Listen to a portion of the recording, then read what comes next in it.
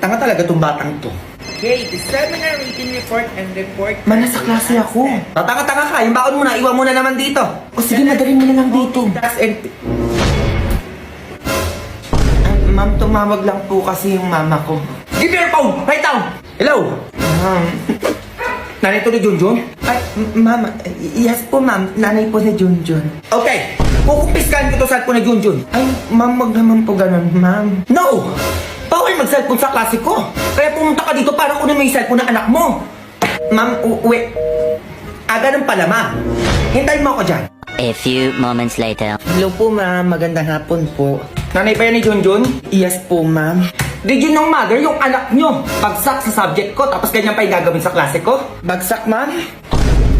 Ma'am, kaya po ako napatawag nung nagkaklase po kayo kasi po yung taong po ni Junjun, naiwan niya po. Bawal nga po mag-cellphone sa school, lalo na kapag klase. Apo, ma'am, sorry po. Ay, ito yung cellphone na anak niyo.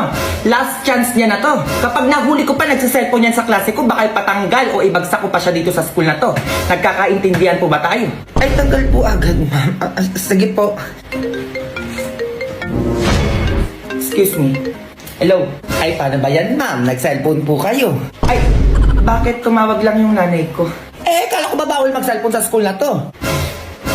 Ano gagawin natin ngayon yan, ma'am? At tumawag lang yung nanay ko eh. No, give me your phone. Madam naman. Hello? Nanay to ng teacher na to? Pumunta ka sa bahay namin at kunin mo yung cellphone ng anak mo. Bawal mag-cellphone sa school, nagkakaintindihan? Nanay, kayo naman ipapatawag sa bahay namin. Wait, Junjun! A few moments later. Si ma'am nandito na. Madam? Oh, asan yung nanay mo? Ay, ako na lang po yung kukuha ng cellphone ko. Paupo ka dito. Ay, ito yung cellphone mo. Salamat po. Last time yan ha. Pag nahuli pa kita nagsa-cellphone sa school nyo, alam mo na yon. Opo, madam.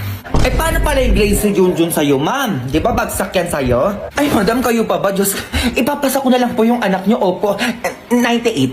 98 po, ma'am. 98 na po yung grade sa akin ni Junjun. Opo, parang almost perfect na. Opo, nakakahiya naman po kasi sa inyo. Ayun, madali naman pala kausap. O, pasado ka na, Junjun. Ma'am, pwede na kayo mauwi. Bye, ma'am. Pag ginanyan mo, go. Working on a Grammy, meanwhile, pussy poppin' with your man in Miami.